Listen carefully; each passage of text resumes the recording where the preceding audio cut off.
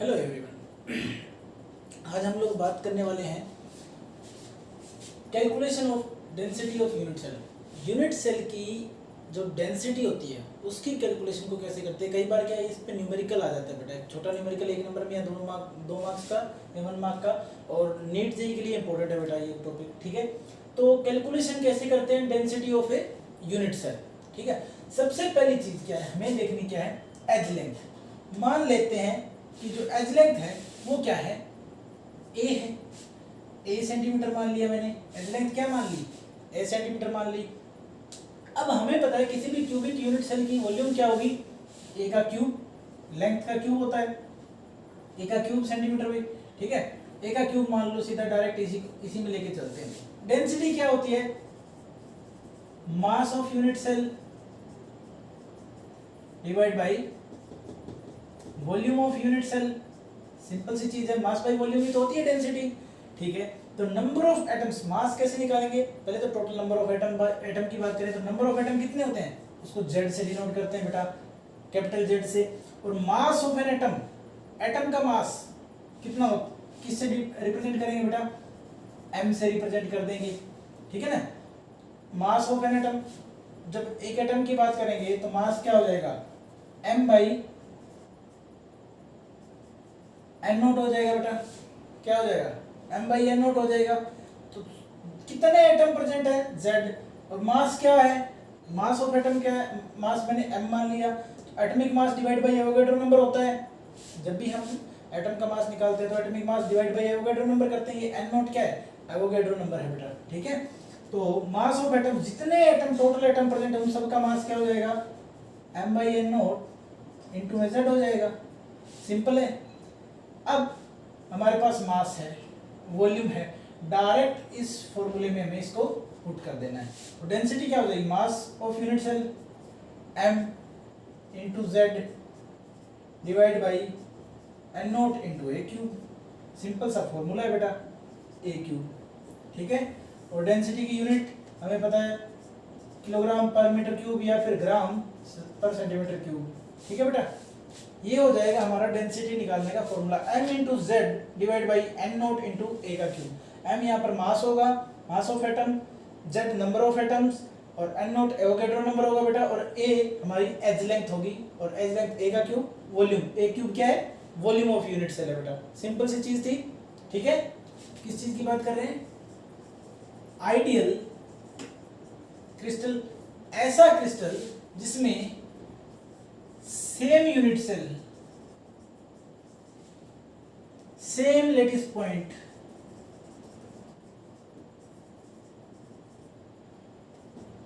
Same unit cell, same lattice point, हर जगह orderly arranged हो। ऐसे क्रिस्टल को हम क्या बोलते हैं बेटा, आइडियल क्रिस्टल होते हैं। और आइडियल क्रिस्टल हमेशा सिर्फ और सिर्फ एब्सोल्यूट टेम्परेचर पर ही एग्जिस्ट करता है। एब्सोल्यूट टेम्परेचर मैं बात करता हूं कि 0 केल्विन पर एग्जिस्ट करता है। ठीक है, एग्जिस्ट करता है। Ideal crystal always exist only exist at absolute temperature बेटा। ठीक है, अब फिर बात करते हैं बेटा कि चलो ठीक है ये हो गया, तो अब बात करते हैं कि आइडियल कब नहीं होता, जैसे ही इस 0 केल्विन की कंडीशन को एक्सीड करता है, यानी टेम्परेचर जैसे ही रेज किया जाता है, तो आइडियलिटी क्रिस्टल अपनी खो देता है। एक्चुअल प्रैक्टिस में कोई भी क्रिस्टल आइडियल नहीं होता। Purest form of the crystal will have some imperfections, और कुछ उसमें डिफेक्ट्स या इम्परफेक्शन या आइडियलिटी से डेविएशन होगा ही होगा। एक्चुअल प्रैक्टिस में कोई भी क्रिस्टल प्योर नहीं होता, चाहे हम सिंगल क्रिस्टल ही क्यों ना डेवलप कर लें लैब में, उसमें भी इम्प्योरिटी मिलेगी ही मिलेगी बेटा। ठीक है, तो हमें इन्हीं इम्प्योरिटीज के बारे में, या इन इम्प्योरिटीज की वजह से या जो इम्परफेक्शन आते हैं या जो डिसऑर्डर आता है उन्हें ही पढ़ना है बेटा। तो क्या है डिसऑर्डर या फिर इम्परफेक्शन, डिसऑर्डर और इम्परफेक्शन इन आइडियल क्रिस्टल। ठीक है, टॉपिक तो यही है हमारा कि डिसऑर्डर या फिर इम्परफेक्शन इन आइडियल क्रिस्टल कैसे होगा। सबसे पहली चीज तो जब 0 केल्विन कलर जो एब्सोल्यूट टेम्परेचर वाली जो कंडीशन है ना बेटा, अगर इसको छोड़ दे तो सिंपल सी बात है, अगर ये कंडीशन ही नहीं रहेगी तो उसके आइडियलिटी तो अपने आप ही खत्म हो जानी है। तो डिसऑर्डर और इम्परफेक्शन क्या होते हैं कि जब उसकी रेगुलर अरेंजमेंट में से कोई एटम लेटिस पॉइंट, किसी लेटिस पॉइंट के पास एटम या फिर किसी लाइन में ही सारे एटम डिसऑर्डर हो जाएं, यानी उनकी अरेंजमेंट में डिसऑर्डर हो जाए, उसी को हम क्या बोलते हैं, डिसऑर्डर या फिर इम्परफेक्शन बोलते हैं बेटा। ठीक है, अब ये दो टाइप के होंगे बेटा। कितने टाइप के होंगे? दो टाइप के होंगे। पहला इलेक्ट्रॉनिक इम्परफेक्शन, ठीक है, पहला क्या होगा? इलेक्ट्रॉनिक इम्परफेक्शन, और दूसरा क्या होगा? Atomic imperfection. इस एटमिक वाले को पॉइंट डिफेक्ट भी बोल देते हैं, एटमिक या फिर पॉइंट डिफेक्ट।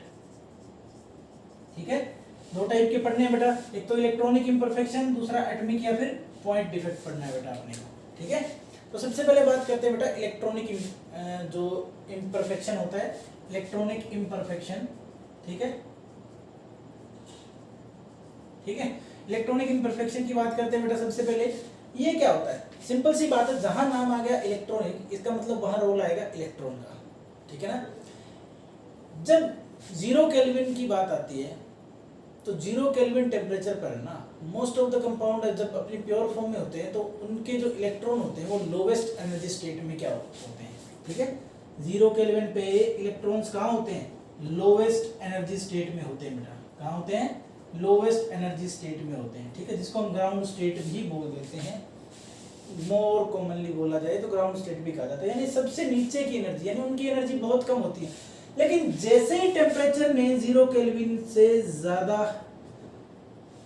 एक्सीड किया, 0 केल्विन से थोड़ा सा भी एक्सीड कर गया टेम्परेचर, तो कुछ कोवेलेंट बॉन्ड्स जो होंगे ना क्रिस्टल्स के बीच में वो टूट जाएंगे। जैसे मैं सिलिकॉन का एग्जांपल लेता हूँ, प्योर सिलिकॉन के क्रिस्टल की बात कर रहे हैं तो सिलिकॉन का जो एग्जांपल मैं ले रहा हूँ तो 0 केल्विन पर तो ये आइडियल क्रिस्टल की तरह बिहेव करता है। ठीक है ना, जीरो केल्विन पर आइडियल क्रिस्टल की तरह बिहेव करेगा, जैसे ऐसे हर जगह बस ऐसे ही मिलेगा तुम्हें। ठीक है, ऐसे हर जगह ऐसे ही मिलेगा पूरा का पूरा आइडियल, बीच में कोई भी इम्परफेक्शन नहीं होगा। लेकिन जैसे 0 केल्विन से एक्सीड कर जाएगा ना टेम्परेचर, तब इसी में क्या हो जाएगा, क्या होगा कि इसके कुछ कोवेलेंट बॉन्ड, कोई ना कोई कोवेलेंट बॉन्ड के इलेक्ट्रॉन, कोवेलेंट बॉन्ड टूटेगा और उसके इलेक्ट्रॉन क्या हो जाएंगे, फ्री टू मूव रहेंगे। अब जैसे इलेक्ट्रॉन, जैसे कोई कोवेलेंट बॉन्ड टूटा सिलिकॉन के बीच का, तो इस बॉन्ड को बनाने में जो इलेक्ट्रॉन लगे थे ना बेटा, जो दोनों इलेक्ट्रॉन लगे थे वो फ्री हो जाएंगे इलेक्ट्रॉन मूव करने के लिए। ठीक है, और यहाँ पर क्या जनरेट होगा, इस बॉन्ड की जगह क्या जनरेट होगा, एक होल जनरेट होगा। मैं उसको H से रिप्रेजेंट कर रहा हूँ, स्मॉल h से क्या होल बनेगा बेटा, क्या बनेगा, एक होल बनेगा। और होल किस टाइप का होता है बेटा, पॉजिटिव चार्ज का होता है। होल के ऊपर कौन सा चार्ज होता है, पॉजिटिव चार्ज होता है। ठीक है, तो इलेक्ट्रॉन और होल हमेशा अपोजिट डायरेक्शन में चलते हैं, याद रखना।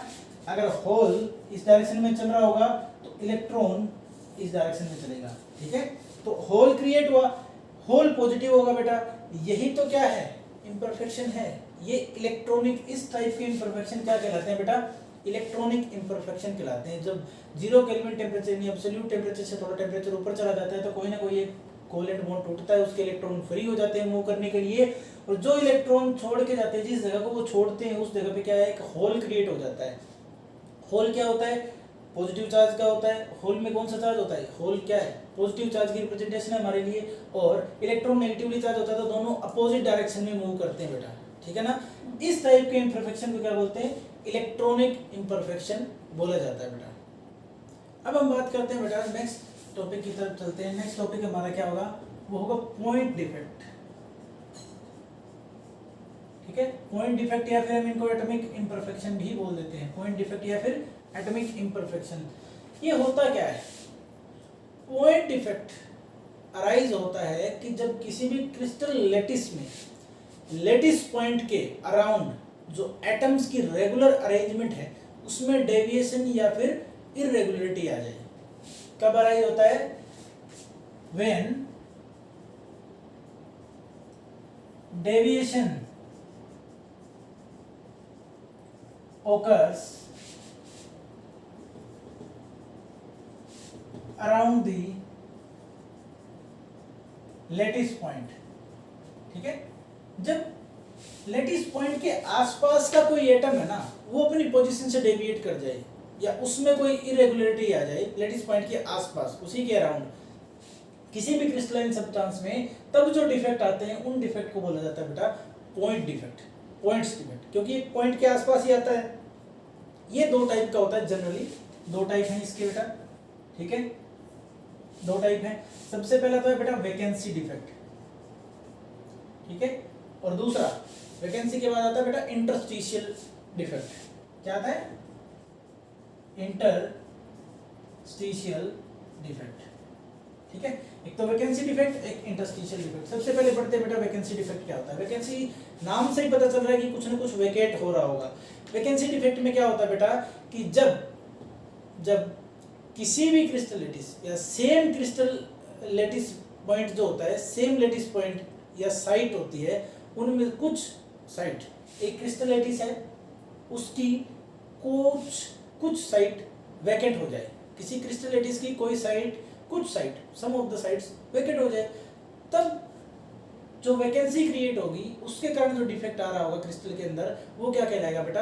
वैकेंसी डिफेक्ट कहलाएगा। वो क्या कहलाएगा? वैकेंसी डिफेक्ट कहलाएगा बेटा, ठीक है। क्या होता है? सम लेटिस साइट्स आर वैकेंट। इसमें क्या होती है, कुछ लेटिस साइट क्या हो जाती है? वैकेंट हो जाती है बेटा। कुछ लेटिस साइट क्या हो जाती है? वैकेंट हो जाती है, इसलिए इसको क्या बोलते हैं? वैकेंसी डिफेक्ट बोलते हैं बेटा। क्या बोलते हैं? वैकेंसी डिफेक्ट बोलते हैं। इसकी वजह से क्या होता है, जो unoccupied position of the lattice होता है उसी को वैकेंसी बोलते हैं। अब जैसे एक मान लो मैं ये लिख रहा हूँ कि ए बी ऐसा टाइप का कोई क्रिस्टल है, ठीक है, यहाँ बी है, यहाँ ए है, यहाँ बी है, यहाँ ए है, यहाँ ए, यहाँ बी, यहाँ ए, यहाँ बी है, ठीक है। तो ऐसे टाइप का एक क्रिस्टल है। अब इसमें कोई एक पोजीशन वेकेंट हो जाए। अब मान लो ये सारे की सारी पोजीशन सेम ही थी, लेकिन इनमें से कोई एक पोजीशन में ए बी ना कह के इनको सेम ही कर दूंगा भाई, ठीक है। ए बी मत बनाओ इनको, फिर कंफ्यूज हो जाओगे तुम, आगे वाले डिफेक्ट पढ़ोगे तो। मान लो ये सारी की सारी ऐसे थी भाई, सेम लेटिस पॉइंट तो सारे सेम है। इसमें आइडियल क्रिस्टल की बात कर रहे थे, तभी तो बात करें कि इसमें डिफेक्ट कैसे आता है। अब मान लो इस पोजीशन पे जो एटम था वो गायब हो गया, तो यहाँ पे जो चीज क्रिएट हुई वो क्या हुई? एक वैकेंसी, एक खाली जगह, उस एटम की जगह एक खाली जगह क्रिएट हो गई, एक वैकेंसी क्रिएट हो गई। अब ध्यान से देखो, मान लो कि ये पूरा एक क्रिस्टल लेटिस है, ठीक है। जब एटम प्रेजेंट था तो इसका टोटल मास ज्यादा था, एक एटम यहाँ से निकल गया मान लो, टोटल मास तो कम हो गया ना पहले के मुकाबले, लेकिन वॉल्यूम तो उतनी ही है। तो इसका मतलब क्या होगा कि वैकेंसी डिफेक्ट में क्या हो जाएगा? डेंसिटी डिक्रीज हो जाएगी। क्या हो जाएगी? डेंसिटी डिक्रीज हो जाएगी बेटे। क्यों बेटे? ऐसा क्यों हुआ? क्योंकि डेंसिटी क्या होती है? डायरेक्टली प्रोपोर्शनल होती है किसके? डेंसिटी डायरेक्टली प्रोपोर्शनल होती है किसके भाई? मास के।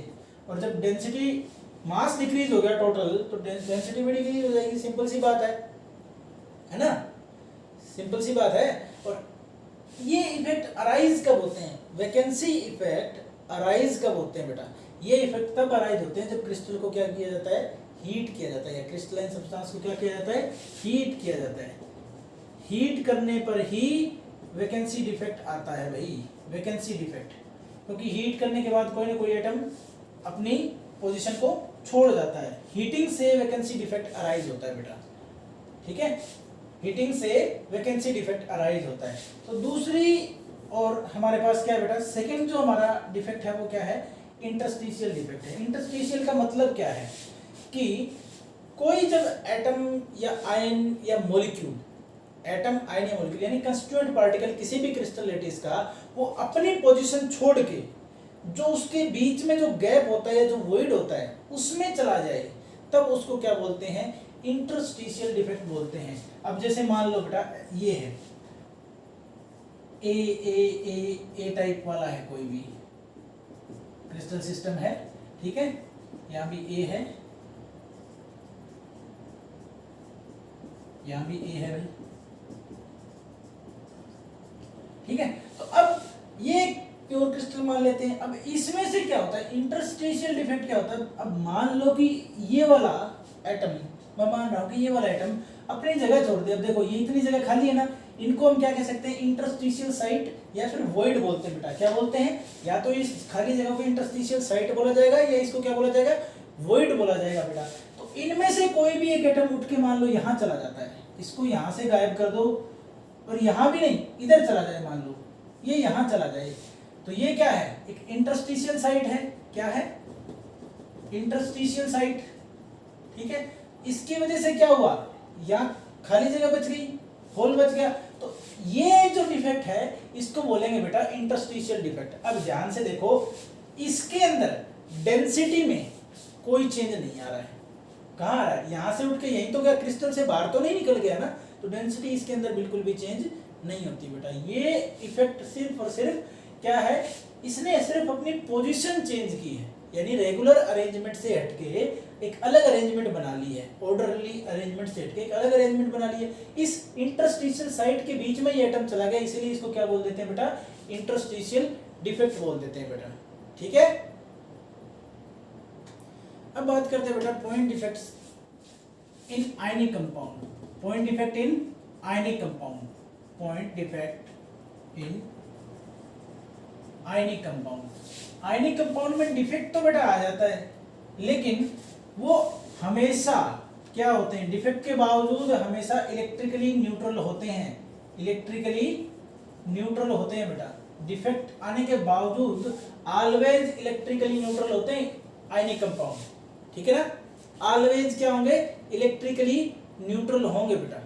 ठीक है, इसमें जो पॉइंट डिफेक्ट आते हैं उनको हम तीन कैटेगरी में डिवाइड कर सकते हैं। सबसे पहला डिफेक्ट इन स्टोइकियोमेट्रिक कंपाउंड्स, जो या स्टोइकियोमेट्रिक क्रिस्टल्स, आयनिक क्रिस्टल्स लिख सकते हो तुम। डिफेक्ट्स इन स्टोइकियोमेट्रिक क्रिस्टल, ये क्या कहता है, डिफेक्ट है स्टोइकियोमेट्रिक जो क्रिस्टल्स है या कंपाउंड्स है उनके अंदर है बेटा। स्टोइकियोमेट्रिक कंपाउंड कौन से होते हैं, ऐसे कंपाउंड बेटा जिनके अंदर क्या होता है, जो पॉजिटिव आयन और नेगेटिव आयन है उनका रेशियो उनके फॉर्मूले के एग्जैक्टली सेम होता है। ध्यान से सुनो, स्टोइकियोमेट्रिक कंपाउंड कौन से होते हैं बेटा, ये वो कंपाउंड्स होते हैं जिनके अंदर उनके पॉजिटिव और नेगेटिव आयन का रेशियो, आयनिक कंपाउंड की बात कर रहा हूँ, आयनिक क्रिस्टल्स की बात कर रहा हूँ, तो पॉजिटिव और नेगेटिव आयंस का रेशियो जो होता है वो एग्जैक्टली सेम होता है किसके, जो उसका कंपाउंड का फॉर्मूला होता है बेटा।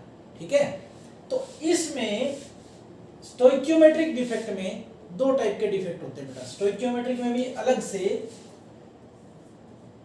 बताऊंगा अब तुम्हें, दो टाइप के डिफेक्ट होते हैं बेटा। पहला होता है ए, जिसको हम बोलते हैं शॉटकी डिफेक्ट। क्या बोलते हैं, शॉटकी डिफेक्ट। और दूसरा होता है बेटा जिसको बोलते हैं फ्रेंकल डिफेक्ट। एक होता है शॉटकी, एक होता है फ्रेंकल। ठीक है भाई, सबसे पहले पढ़ते हैं बेटा शॉटकी डिफेक्ट को। शॉटकी डिफेक्ट को डिस्कवर किया था जर्मन साइंटिस्ट था शॉटकी, 1930 में डिस्कवर किया था। ये शॉटकी के नाम पे ही है। कब आया था, 1930 में आया था बेटा। 1930 में इसको डिस्कवर किया था शॉटकी डिफेक्ट को। ठीक है ना, ये क्यों अराइज होता है, जब कोई एटम या आयन, ठीक है, जब कोई एटम या आयन मिस हो जाए अपनी नॉर्मल लेटिस साइड से।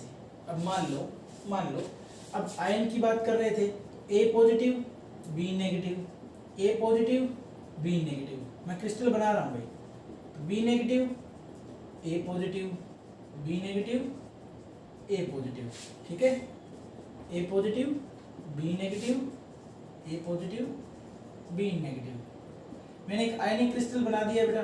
ठीक है, अब कहता है क्या है कि शॉटकी डिफेक्ट कब अराइज होता है, कि जब equal number of cation and anion, कहने का मतलब क्या है, इक्वल नंबर ऑफ कैटायन और एनायन जब अपनी नॉर्मल लेटिस पोजीशन से या लेटिस साइड से मिस हो जाए, मिसिंग हो, जब equal number of cations and anions, cations और एनायंस कह सकते हो तुम, एंड नहीं कह सकते, इक्वल नंबर ऑफ कैटायन और anion are missing from the normal lattice site.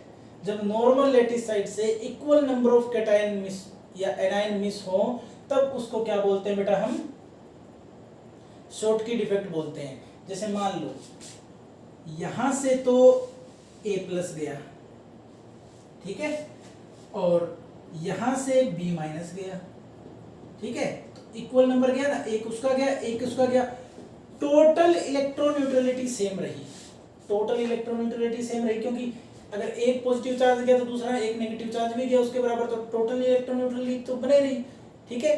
अब इसकी वजह से क्या होता है, डेंसिटी लोअर हो जाती है। अब कोई आयन बाहर निकलेगा सिस्टम से, छोड़ के चला जाएगा सिस्टम को, तो डेंसिटी तो लोअर होगी। तो शॉर्टकट इफेक्ट में क्या होता है, डेंसिटी लोअर हो जाती है बेटा। इक्वल नंबर ऑफ कैटायन और anion, equal number of cation और एनायन मिसिंग होंगे बेटा, ठीक है ना, सिंपल सी बात है। Equal number of cation and anion, ध्यान रखने वाली बात क्या है, equal number of cation and anion missing होंगे अपने नॉर्मल लैटिस पोजीशन या साइड से, ठीक है। डेंसिटी लोअर हो जाएगी। और कंडीशन कौन कौन सी है जिसमें ये होता है, कौन सी कंडीशन होती है जिनकी वजह से ये डिफेक्ट होता है। एक तो होता है बेटा सिंपल सी क्या है, हाई कोऑर्डिनेशन नंबर। एक तो क्या है कंडीशन इसके लिए, कि कौन सी कंडीशन इसके लिए रिस्पॉन्सिबल है, तो हाई कोऑर्डिनेशन नंबर जिन कंपाउंड्स में होता है, जिन आयनिक क्रिस्टल में होता है, उसमें ये डिफेक्ट पाया जाता है। शॉर्टकट डिफेक्ट किसमें मिलता है बेटा, जिसमें हाई कोऑर्डिनेशन नंबर हो। और दूसरा, कैटायन या एनायन ऑलमोस्ट इक्वल साइज के हो। और सेकंड क्या होगा बेटा, कैटायन और anion are almost equal in size, यानी वो साइज में बिल्कुल इक्वल हो, ऑलमोस्ट इक्वल हो, तभी तो बात बनेगी ना, ठीक है ना, सिंपल सी चीज थी। उसके बाद बारी आती है बेटा फ्रेंकेल डिफेक्ट की। फ्रेंकेल डिफेक्ट में क्या होता है, ये डिफेक्ट सबसे पहले डिस्कवर किया था इसको रशियन केमिस्ट था फ्रेंकेल ने, ठीक है ना, रशियन केमिस्ट था फ्रेंकेल, उसने डिस्कवर किया था 1916 और 1926 में, ऐसा ही कुछ था, ईयर मुझे करेक्टली याद नहीं है। ये कब आता है, जब कुछ कैटायन मिस हो जाएं अपनी नेचुरल पोजीशन से, ठीक है, और इंटरस्टिशियल साइट को ऑक्यूपाई कर लें जो भी दूसरे लेटिस पॉइंट है उनके बीच में। सिंपल सी बात है, इसमें क्या होगा, कैटायंस मिस होंगे, कैटायंस आर मिसिंग, ठीक है। इसमें क्या था, कैटायन और एनायन दोनों, ठीक है ना, कैटायन और एनायन दोनों इक्वल नंबर होने चाहिए। यहाँ इक्वल नंबर का कोई चक्कर नहीं है, इक्वल की बात ही नहीं है। कैटायन मिस होंगे अपने नॉर्मल पोजीशन से और कहां चले जाएंगे, एंड ऑक्यूपाइज इंटरस्टिशियल साइट, ठीक है। इसको इंटरस्टिशियल डिफेक्ट भी बोला जा सकता है, ये इंटरस्टिशियल साइट को ऑक्यूपाई कर लेंगे बेटा, ठीक है। जैसे यही वाला एग्जांपल था, इसको यही लिख लेते हैं, अगर ये बना के चलें ए बी, यहाँ बी ए बी ए, फिर से ए बी ए बी, ठीक है। अब A positive B minus, A positive B minus, B minus A positive, B minus A positive, A positive B minus, A positive B minus, ऐसे कर दिया अभी। अब देखो कैटायन और एनायन मैंने बना दिया। अब ये क्या कहता है कि कैटायन मिस होना चाहिए, तो मैंने कहा कैटायन मिस हो गया भाई, ये कैटायन यहाँ से मिस हुआ और किसी भी लैटिस साइड के बीच में जाके घुस गया, ये कैटायन यहाँ से उठा यहाँ चला गया। इस डिफेक्ट को बोला जाता है बेटा फ्रेंकेल डिफेक्ट, जिसमें कैटायन अपनी नॉर्मल पोजीशन या नॉर्मल साइड को छोड़ के कहाँ चला जाता है, इंटरस्टिशियल साइट पर चला जाता है या वॉइड में चला जाता है, इंटरस्टिशियल साइट पे चला जाता है। इस डिफेक्ट को फ्रेंकेल डिफेक्ट को इंटरस्टिशियल डिफेक्ट भी बोलते हैं। इसमें डेंसिटी पर कोई फर्क नहीं पड़ता, क्योंकि ये यहाँ से उठ के यहीं तो गया, लेटिस से बाहर तो नहीं गया ना। अगर बाहर निकल जाता तब तो हम क्या कहते हैं कि यहाँ इसकी डेंसिटी कम हो गई, इसमें डेंसिटी सेम रहती है। डेंसिटी क्या रहेगी बेटा, सेम रहेगी। कंडीशन क्या क्या है अभी इसके लिए, सबसे पहली कंडीशन तो इसका उल्टा, इसमें हाई कोऑर्डिनेशन नंबर था, इसके अंदर क्या होना चाहिए, लो कोऑर्डिनेशन नंबर। जिन क्रिस्टल आयनिक क्रिस्टल्स में होते हैं उनमें फ्रेंकेल डिफेक्ट पाया जाता है बेटा। लो कोऑर्डिनेशन नंबर वाले जो आयनिक क्रिस्टल होते हैं उनमें क्या पाया जाता है, फ्रेंकेल डिफेक्ट पाया जाता है बेटा। दूसरा, cation should be smaller than anion, या फिर anion should be larger than cation. कहने का मतलब क्या होना चाहिए कि कैटायन छोटा होना चाहिए, cation should be smaller than anion, should be smaller than anion, यानी कैटायन एनायन से छोटा होना चाहिए, या उल्टा कह सकते हो एनायन कैटायन से बड़ा होना चाहिए बेटा। इसके एग्जांपल क्या होंगे, इसके एग्जांपल होंगे AgCl AgBr, फ्रैंकल के एग्जांपल बता रहा हूँ भाई, AgCl AgBr इसके एग्जांपल है। और शॉर्टकी के एग्जांपल कौन से होंगे बेटा, NaCl CaCl KCl, NaCl KCl इसके अच्छे एग्जांपल है बेटा। शॉर्टकी के लिए NaCl KCl और फ्रैंकल के लिए AgCl और AgBr है बेटा। अब बात करते हैं बेटा point defects in non stoichiometric compounds. Stoichiometric compounds में डिफेक्ट हम पढ़ चुके हैं, फ्रैंकल वैकेंसी इंटरस्टिशियल पढ़ चुके हैं, अब फ्रैंकल और शॉर्टकी पढ़ चुके हैं। अब इसके बाद करते हैं पॉइंट डिफेक्ट्स जो नॉन स्टोइकियोमेट्रिक कंपाउंड में होते हैं। ये बेटा दो टाइप के होते हैं, टू टाइप्स के होते हैं। एक तो होता है मेटल एक्सेस डिफेक्ट, एक तो क्या होता है मेटल एक्सेस डिफेक्ट, और दूसरा होता है मेटल डेफिशिएंट।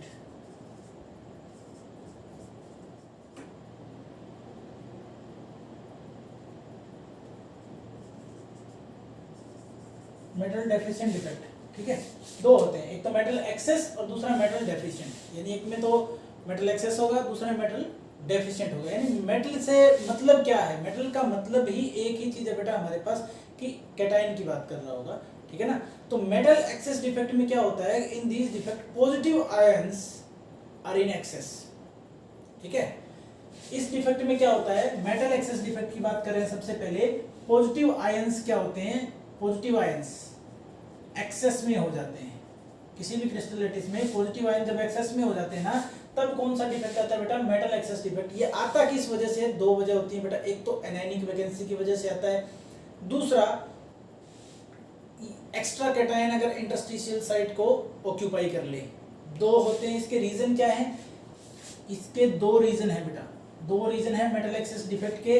पहला एनायनिक वैकेंसी है, एनायनिक वैकेंसी है, ठीक है।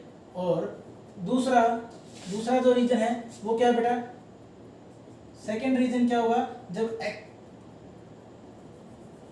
क्या होगा कि जो कैटायन होगा, जो प्रेजेंस होगा एक्स्ट्रा कैटायन की इन द इंटरस्टिशियल साइट। दूसरा क्या है, presence of extra cation in interstitial site, interstitial site, ठीक है बेटा। तो इसकी बात करते हैं सबसे पहले एनायनिक वैकेंसी की। एनायनिक वैकेंसी का मतलब क्या है, इस एनायनिक वैकेंसी का बेटा मतलब ही क्या है, ठीक है। इस चीज को समझते हैं यहाँ पे, इसको देखो। एनायनिक वैकेंसी की बात जब करता है कि ये कहता है कि इस केस में जो नेगेटिव आयन होते हैं, नेगेटिव आयन का मतलब क्या है, नेगेटिव आयन का मतलब है एनायन, एनायन है वो लीव कर जाते हैं, एनायन है वो क्या हो जाते हैं, लीव कर जाते हैं, यानी अपनी नॉर्मल पोजीशन से या नॉर्मल लैटिस साइट से एनायन मिस हो जाते हैं। लेकिन ट्विस्ट क्या है बेटा, एनायन तो चले जाते हैं लेकिन अपना इलेक्ट्रॉन वहां छोड़ जाते हैं उसी पोजीशन पे, ताकि इलेक्ट्रॉन न्यूट्रलिटी बनी रहे। एग्जांपल क्या बेटा, NaCl के केस में जब NaCl को सोडियम वेपर की प्रेजेंस में हीट करते हैं ना, सोडियम वेपर्स की प्रेजेंस में हीट करते हैं, तो क्या होता है बेटा, देखो जैसे Na+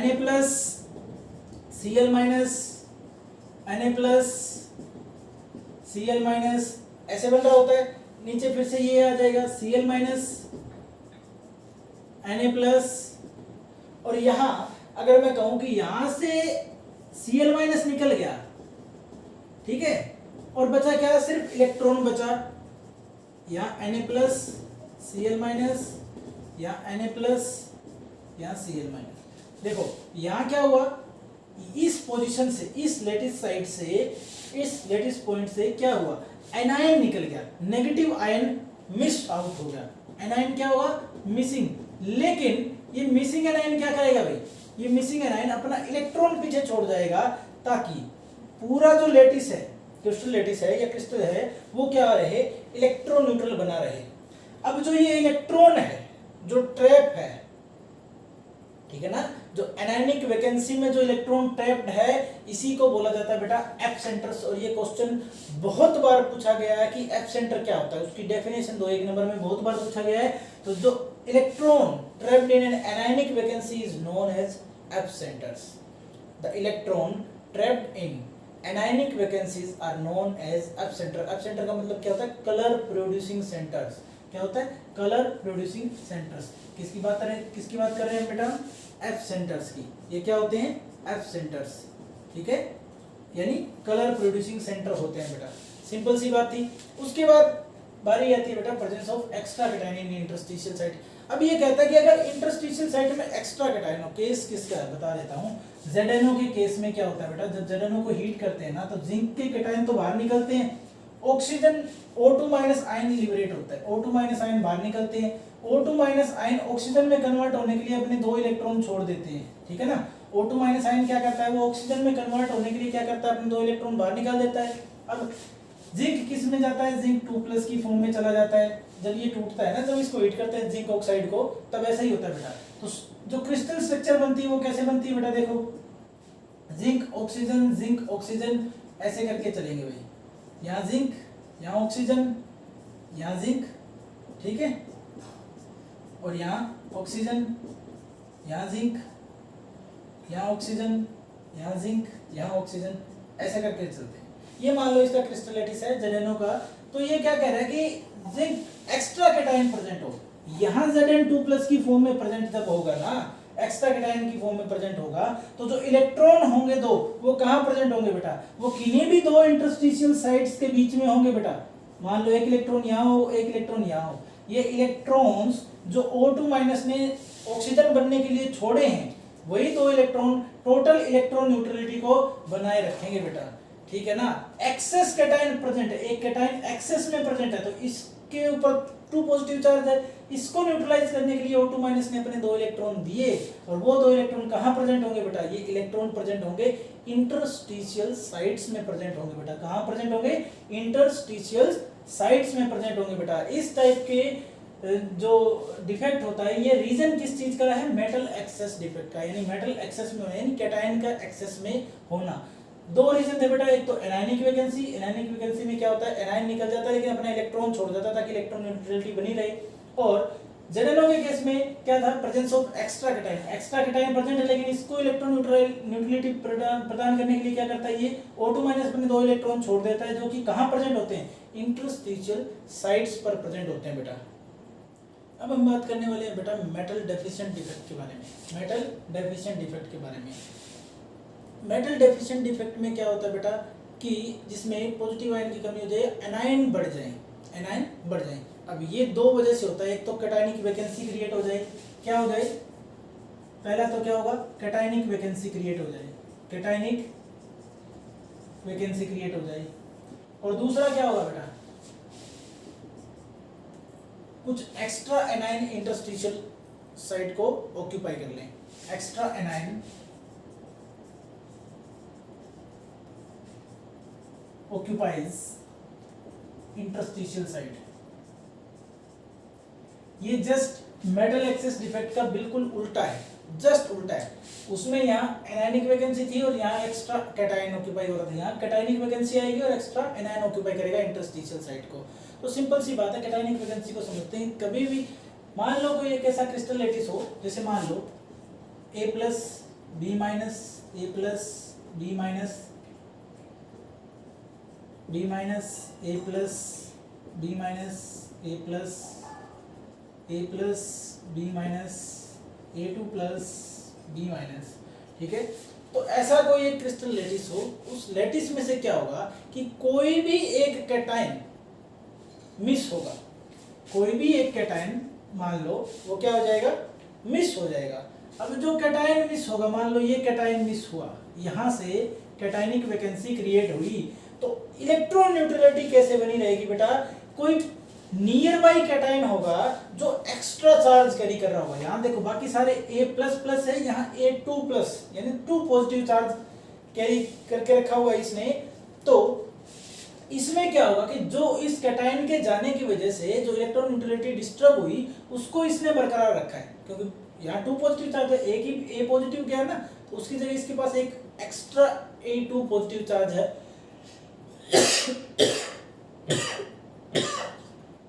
सॉरी।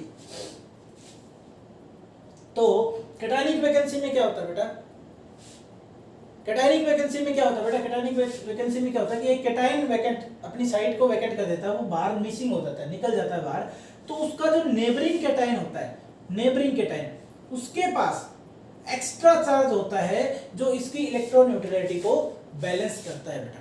ठीक है, इस टाइप। और ये क्या है, पहला रीजन है मेटल डेफिशिएंट डिफेक्ट के लिए, एक तो कैटायनिक वैकेंसी का होना, दूसरा एक्स्ट्रा एनाइन अगर ऑक्यूपाई कर लेता है बेटा इंटरस्टिशियल साइट्स को, ठीक है ना, एक्स्ट्रा एनाइन जब इंटरस्टिशियल साइट को क्या कर ले, ऑक्यूपाई कर ले बेटा। अब जैसे ऐसे ही है, इंटरस्टिशियल साइट बनी हो और उसके बीच में कहीं कोई क्या आ जाए, एक्स्ट्रा एनाइन आ जाए, ठीक है ना, क्या आ जाए, एक्स्ट्रा एनाइन आ जाए। अब जैसे यहां बना देते हैं,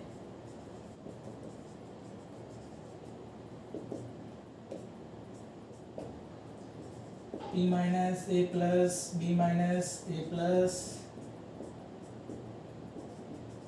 A plus B minus A plus B minus, ठीक है भाई। तो ये बना। अब ये क्या कहता है कि यहां मैं 2 प्लस कर देता हूं, A2 plus, same extra A9 जो है वो इंटरस्टिशियल साइट को ऑक्यूपाई कर लेता है। मान लो एक एनाइन यहाँ पर एक्स्ट्रा है, उसने इस इंटरस्टिशियल साइट को ऑक्यूपाई किया है, तो अब आयनिक चार्ज इम्बैलेंस हुआ। इसी को बैलेंस करने के लिए एक कैटायन ऐसा होगा जिसके पास क्या होगा, 2 पॉजिटिव चार्ज पड़ा होगा बेटा, तो ये इसको भी बैलेंस कर देगा। तो 2 केस थे सेम पीछे वाले की तरह। मेटल डेफिशिएंट डिफेक्ट में भी एक तो कैटायनिक वैकेंसी है जिसमें कैटायन अपनी वैकेंसी निकालता है, लेकिन जो नेबरिंग एटम होता है पॉजिटिव चार्ज वाला, उसके पास एक्स्ट्रा पॉजिटिव चार्ज होता है जो इसको इलेक्ट्रॉन न्यूट्रलिटी प्रोवाइड करवाता है बेटा। और एक्स्ट्रा एनाइन अगर इंटरस्टिशियल साइट को ऑक्यूपाई करता है बेटा, तो भी एक कैटायन होगा जो एक्स्ट्रा चार्ज कैरी करेगा और इसको इलेक्ट्रॉन न्यूट्रलिटी प्रोवाइड करवाएगा बेटा, ठीक है।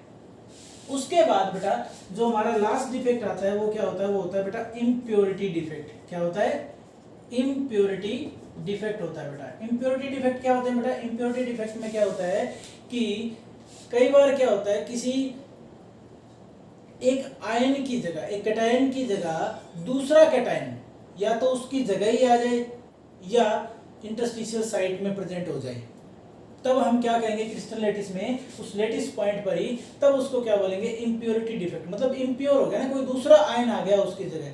जैसे मान लो NaCl का एग्जांपल ले लेते हैं हम, Na plus Cl minus, Na plus Cl minus, ठीक है बेटा, यहाँ Cl माइनस होना चाहिए, यहाँ था Na प्लस होना चाहिए था, लेकिन मैं यहाँ लिख रहा हूँ स्ट्रोंशियम 2 प्लस, Sr2 प्लस। ये सिंपल सा केस है, समझा रहा हूँ, ठीक है। यहाँ Cl माइनस, यहाँ Na प्लस, ठीक है, यहाँ Na प्लस, यहाँ Cl माइनस, यहाँ खाली साइड, यहाँ फिर से Cl माइनस। अब तुम लोग सोच रहे हो कि इस खाली साइड का मतलब क्या है बेटा, देखो एक स्ट्रोंशियम 2 प्लस आयन अगर ऐड करना है ना, एक स्ट्रोंशियम 2 प्लस अगर ऐड करना है तो उसकी जगह 2 Na प्लस निकलेंगे। एक तो जो यहाँ था उसी को इसने रिप्लेस किया है, उसी के लैटिस पॉइंट पे चला गया, और दूसरा Na प्लस जो इसके पड़ोस में था उसको भी इसने बाहर निकाल दिया। तो इलेक्ट्रॉन न्यूट्रलिटी तो तभी बनेगी ना, इलेक्ट्रॉन न्यूट्रलिटी कैसे बनेगी कि इस स्ट्रोंशियम 2 प्लस ने एक तो यहाँ जो Na प्लस था उसी को बाहर निकाला, एक पॉजिटिव चार्ज बैलेंस हो गया, दूसरे पॉजिटिव चार्ज को बैलेंस करने के लिए उसने क्या किया, एक और कैटायन को बाहर निकाल दिया। तो इसको बोलते हैं बेटा इम्प्योरिटी डिफेक्ट। कैडमियम क्लोराइड में भी ऐसा ही डिफेक्ट दिखता है बेटा, कैडमियम क्लोराइड में भी ऐसा ही डिफेक्ट दिखता है, SrCl2 में भी, स्ट्रोंशियम क्लोराइड में भी ऐसा ही डिफेक्ट दिखता है। ये स्ट्रोंशियम क्लोराइड का एग्जांपल है बेटा SrCl2, ठीक है ना, ये वो एग्जांपल है, सिंपल सी बात है, ठीक है।